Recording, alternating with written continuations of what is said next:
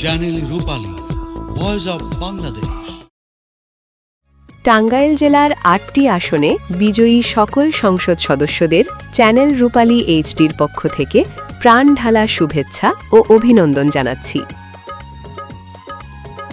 ত্রয়োদশ জাতীয় সংসদ নির্বাচন 2026-এ টাঙ্গাইলের ৮টি আসনে জয়ী যারা: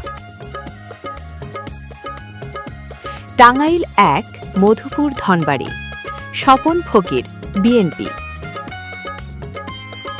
Tangail ২ Bhuapur Gopalpur, Abdus Salam Pintu, BNP.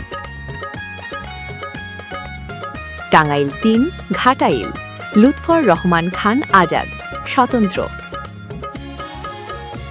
Tangail ৪ Kalihati, Lutfur Rahman Matin, BNP.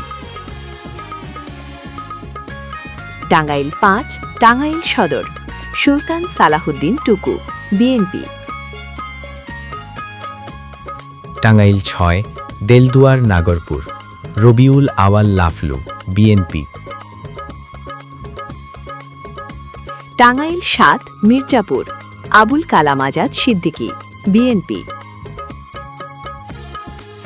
Tangail ৮ Basail Sakhipur, advocate Azam Khan, BNP.